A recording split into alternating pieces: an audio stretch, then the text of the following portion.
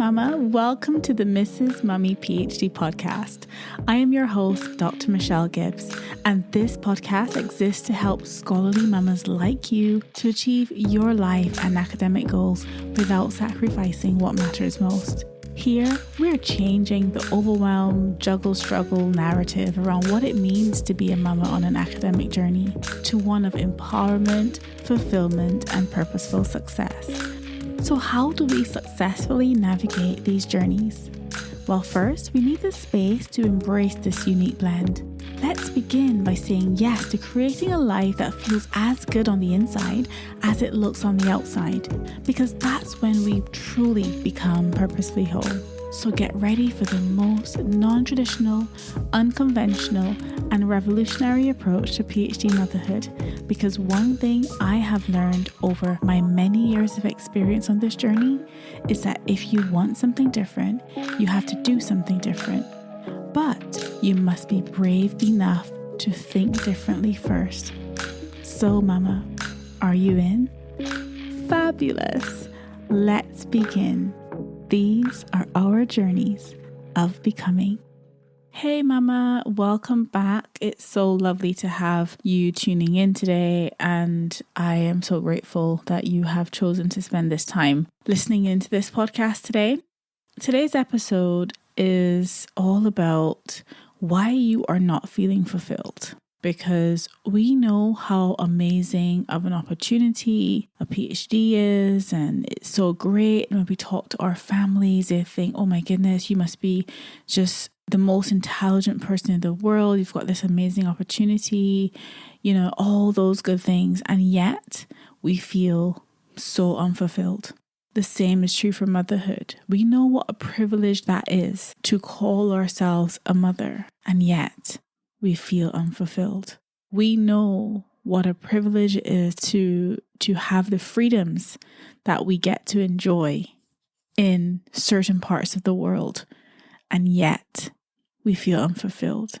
We see the hardship out there of so many people suffering day to day with a whole load of challenges, and yet we feel unfulfilled. Why is that? Why do mamas who are navigating PhD journeys and motherhood and marriage potentially, or relationships, why do we feel unfulfilled? Now, when I thought about this question, I thought about something that I used to hear a lot when I was growing up. I don't know if maybe it's a Bayesian thing. Maybe it is a Bayesian thing. I grew up in Barbados, of course, so I don't know whether it's a Bayesian thing. But anyway, if it is a Bayesian thing, then I am sharing with you something that you can say you've learned from me, right? But maybe it isn't. Maybe it's a universal thing to say. But I remember growing up, my grandmother would say to me all the time, the squeaky wheel gets the oil. The squeaky wheel gets the oil. And for a long time, growing up, I kind of thought that was really in reference to getting opportunities. Like, if you kind of put yourself forward, you're more likely to get an opportunity. You need to speak up for yourself, advocate for yourself. I kind of saw it in that context. But recently, my husband and I were having a conversation with our eldest son, and my husband mentioned this statement to him in the conversation. And when I reflected on it, I thought, wow, that's a message for us as scholarly mamas as well. And so I thought I'd share it here with you. So going back to this idea of feeling unfulfilled, I think this requires a certain level of being honest with ourselves and actually pausing and taking stock of our investments. And by this, I mean that the answer lies in your investments. And I don't mean financial investments, even though maybe that's true as well. This could apply to that too. But I am talking about, where are you investing your energy and your time? Because time is finite. We have a certain amount of time. Our energy is not unlimited either. And so we have to make decisions day to day on how we are going to spend that time and that energy. And so we are making little micro decisions about how we are investing our time and energy. And sometimes those decisions are not even made with intention.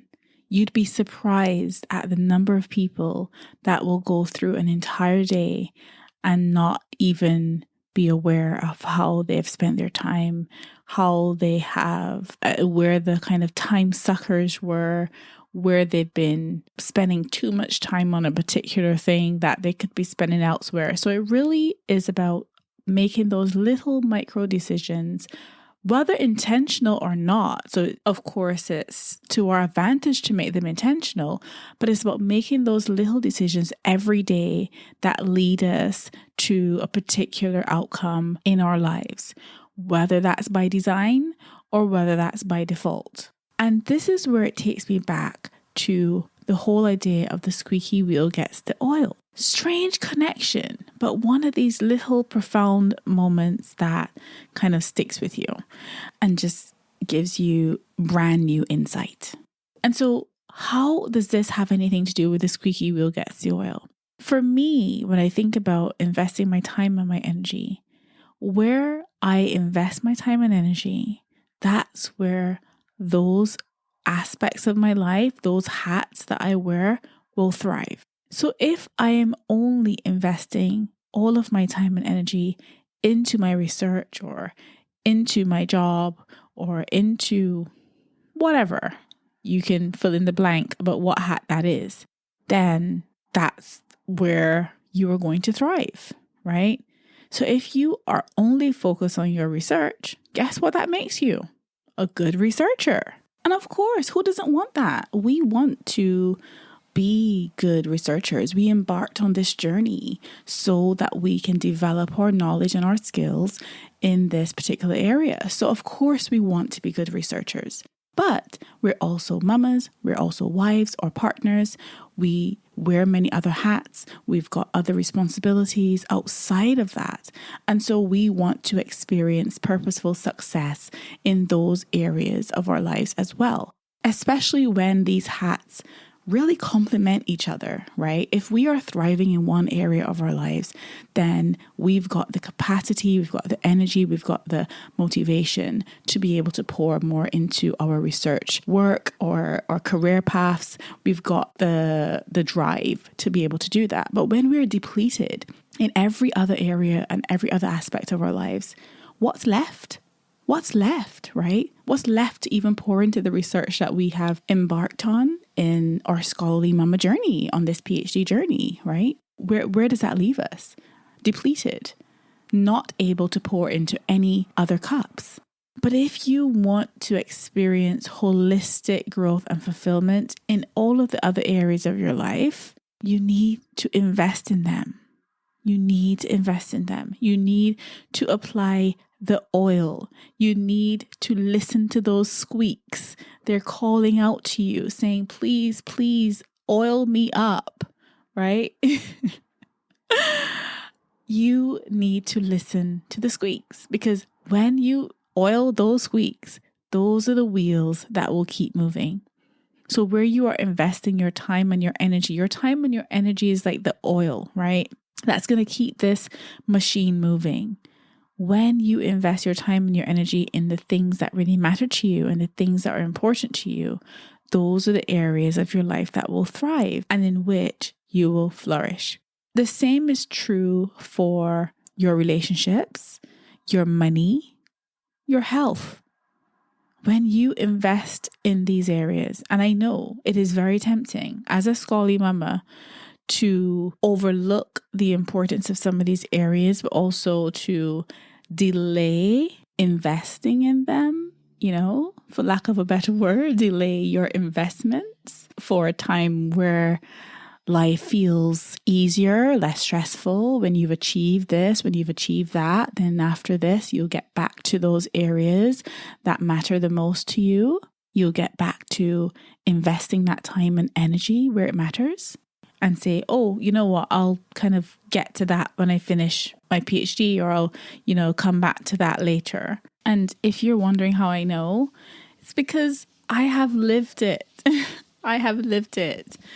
I have been in that valley of overwhelm and disillusionment and neglected so many important things, especially in regards to self-care and even some elements of financial literacy and just certain areas of my life. I really didn't pay much attention to those when I was super, super laser focused on my academic, dreams and my goals, and had wake up call after wake up call to, pay attention and to just approach life with more intention and purpose.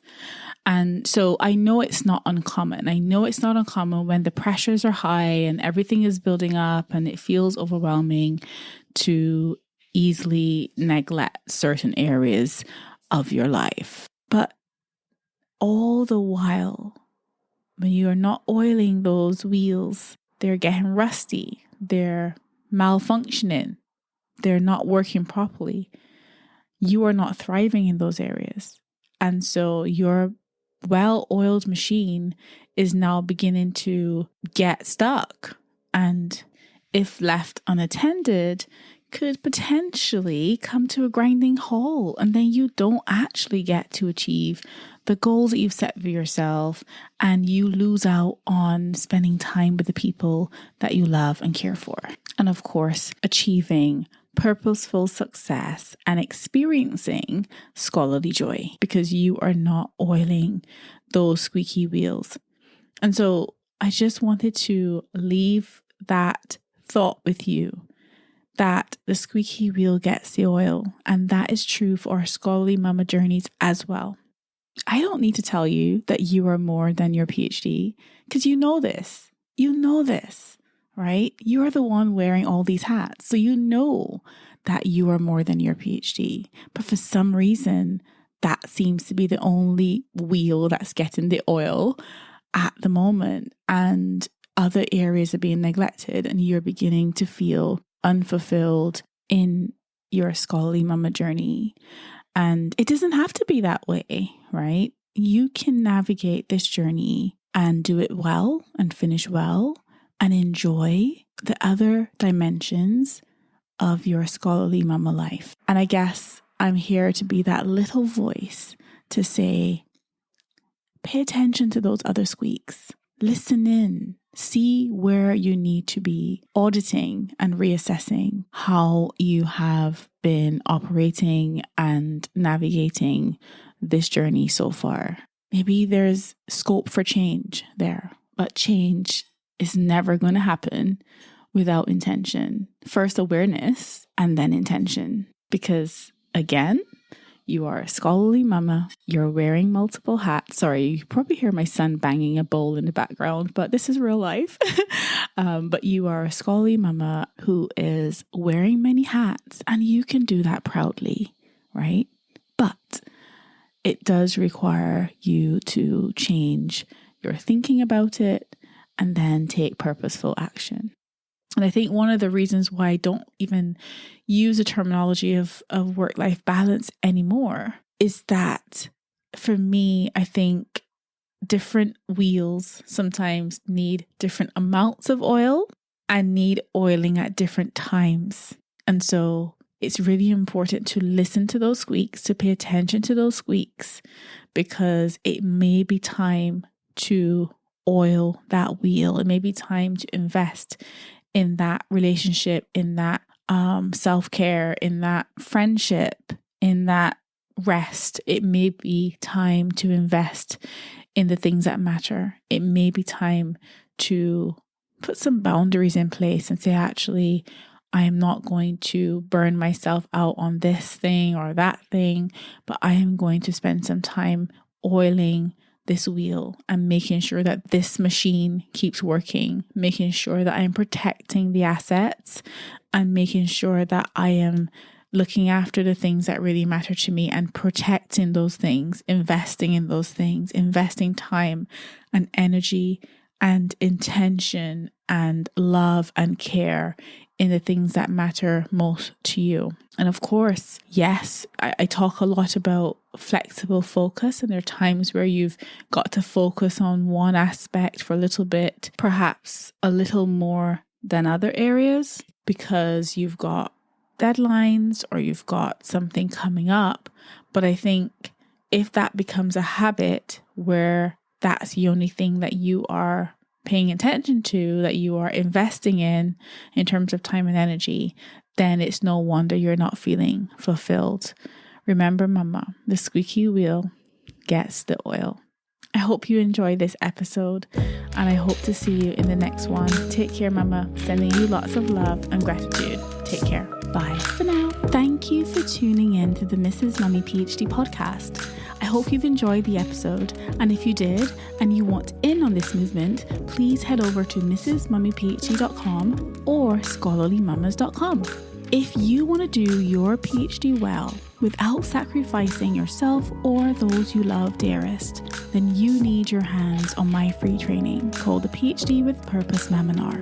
When you join us inside Scholarly Mamas Explore, you'll get access to this free training and so much more. Remember, mama, these are our journeys of becoming.